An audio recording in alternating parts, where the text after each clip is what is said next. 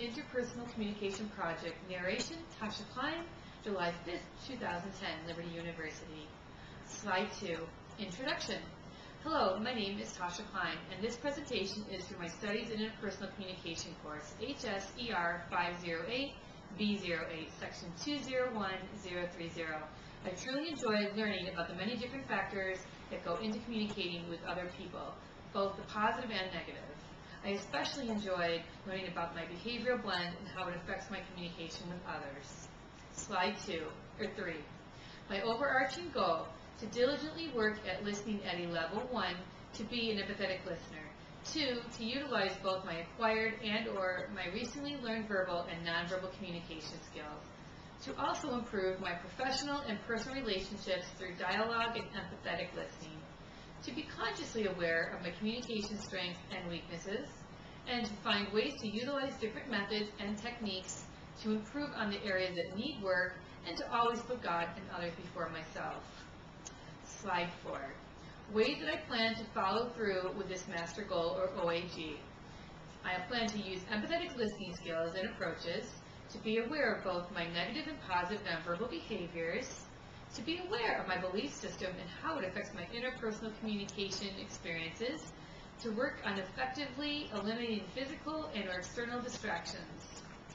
Example, mindful listening techniques. I plan on being aware of how my emotions affect my communication both as a listener and a talker.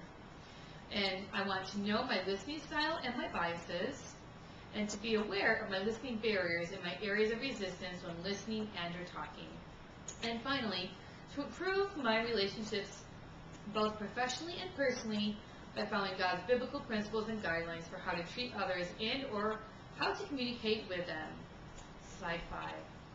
Background and behavioral blend influence.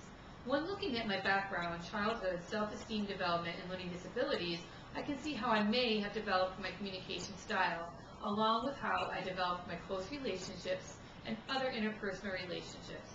I grew up not knowing I had ADHD and auditory processing disorder, CAPD. This affected my self-esteem and my self-image dramatically. Nobody knew that I had learning disabilities, so most of my close relatives and friends just thought I was lazy, messy, unorganized, bad with time management, and sometimes stupid. Next slide. The rest of my influence was my background and behavioral blend. This was my behavioral blend also meshes with my background to create who I am and how I communicate with people in my world. I am an S, which is expected of me, and a CIS, which is this is me. This expresses and states that I possess such traits and characteristics as insecurity, being anxious and dependable, trustworthy, helpful, compassionate, sensitive, caring, loyal, good following and team skills, dislike conflict, being social and supportive, passive and compliant, indecisive, and much more. My behavioral blend truly fit me well, I thought. Next slide. Barriers in my interpersonal context. Fatigue, hunger, ADHD and CAPD, with my belief system, external distractions, voice tone, room temperature, music, loud noises around me, time pressure, and many more. I also have a lack of interest in topic being discussed and different values and views or thoughts as my barriers, along with other people's nonverbal communication and body language, along with my emotions at times. Next slide. How I'm going to deal with my barriers.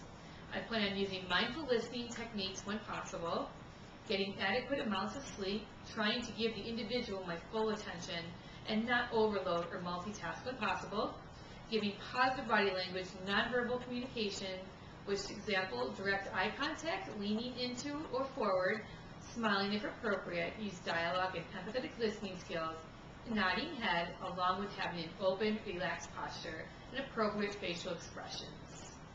I also plan on being open-minded and flexible with ideas, thoughts, and beliefs. I plan on not interrupting, fidgeting, or tuning out what the other person is saying. And finally, picking a time that is convenient and unrestricted, if possible. Next slide, please. Internal and external noise pollution solutions. I plan on utilizing mindful listening skills when experiencing external noise pollution, plan on being aware of personal belief systems and avoid being closed-minded to listen fully and empathetically. I'm going to pick environments that are less noisy and distracting to have meaningful and/or serious conversations. I plan on not choosing to have conversations when I am too hungry or tired.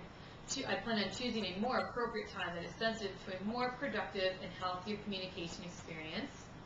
And if and when necessary, I will ask the talker if there is a better time that we can talk, one that is less distracting to the conversation. And finally, being aware of my perceptions and how they may affect the direction of the conversation, and trying to listen fully and empathetically. Next slide. My plan of action for my OAG. I plan on always choosing to be an empathetic listener.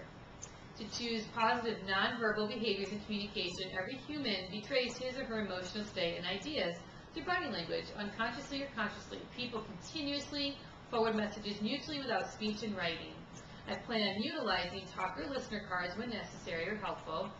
I plan on avoiding developing degenerate spirals by avoiding negative language and changing my behavior.